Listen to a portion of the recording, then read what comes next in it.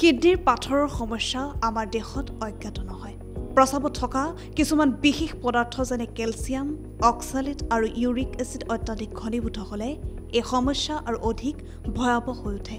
যদিও জিনীয় আৰু চিকিৎসাজনিত অৱস্থাই ভূমিকা ল'ব পাৰে। আপোনাৰ খাদ্যই কিডনিত পাথৰ গঠনত প্ৰভাৱ পেলাব পাৰে। কিডনিত পাথৰ হোৱাৰ সম্ভাৱনা কম কৰিবলৈ এইসমূহ পৰামৰ্শ মানি চলক। প্ৰথমে নিমখ কম খাওক আৰু হাইড্ৰেটেড হৈ থাকক। প্ৰচুৰ পৰিমাণে পানী খোৱাটো অত্যন্ত প্ৰয়োজনীয়। পৰ্যাপ্ত পৰিমাণে হাইড্ৰেশ্যনে শিল গঠনৰ বাবে দায়ী পদাৰ্থসমূহ পাতল কৰাত সহায় কৰে, যাৰ ফলত স্ফটিকবোৰ একত্ৰিত হোৱাৰ সম্ভাৱনা কম হয়। এজন সুস্থ প্ৰাপ্তবয়স্ক ব্যক্তিয়ে প্ৰতিদিনে 2 লিটাৰ তৰল পদাৰ্থ খোৱাটো বাঞ্ছনীয়। সোডিয়ামৰ মাত্ৰা অধিক হ'লে প্ৰস্ৰাৱত কেলছিয়াম বৃদ্ধি পাব পাৰে, যিটো পাথৰ গঠনত বিপজ্জনক কাৰক। এনে ক্ষেত্ৰত নিমখৰ পৰিমাণ কম কৰিবলৈ বিশেষজ্ঞসকলে পৰামৰ্শ দিয়ে। দ্বিতীয়তে, অক্সালেট সমৃদ্ধ খাদ্য নিয়ন্ত্ৰণ কৰক। প্ৰস্ৰাৱত থকা কেলছিয়ামৰ সৈতে অক্সালেট মিলি পাথৰ সৃষ্টি কৰিব পাৰে। অধিক পৰিমাণৰ অক্সালেটযুক্ত খাদ্য যেনে কচু, বুট, বাদাম আদি পৰ্যাপ্ত পৰিমাণে সেৱন কৰিব লাগে। ইয়াৰ দ্বাৰা কিডনিত পাথৰ প্ৰতিৰোধ কৰাত সহজ হয়। উচ্চ প্ৰামিছ প্ৰটিনযুক্ত খাদ্যই ইউৰিক এচিডৰ মাত্ৰা বৃদ্ধি কৰিব পাৰে, যাৰ ফলত পাথৰ গঠন হয়। গতিকে যিকোনো খাদ্য গ্ৰহণৰ ক্ষেত্ৰত সংযম কৰাটো গুৰুত্বপূৰ্ণ। খাদ্যৰ পৰ্যাপ্ত পৰিমাণৰ কেলছিয়ামৰ অন্তত অক্সালেটৰ লগত বান্ধ খাই পাথৰৰ আশংকা হ্ৰাস কৰিব পাৰে। কেলছিয়ামৰ মাত্ৰা স্বাভাৱিক সীমাৰ ভিতৰত ৰাখিব লাগে।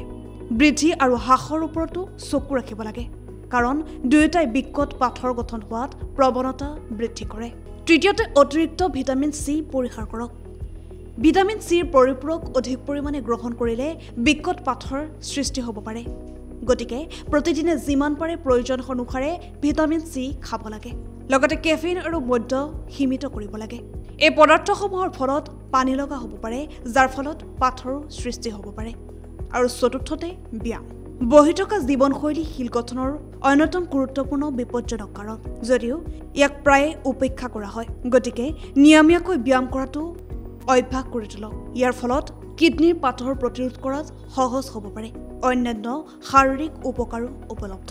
কেৱল এয়াই নহয়, কিডনিত পাথৰ হোৱাৰ এই সম্ভাৱনাসমূহ কম কৰিবলৈ বন্ধাকবি, ব্ৰকলি, ব্ৰাছেল স্প্ৰাউট আদি পটাছিয়াম সমৃদ্ধ শাক-পাচলিয়ে বিকট পাথৰ হোৱাত বাধা দিয়ে আৰু কেলছিয়াম ক্ষয় কমায়।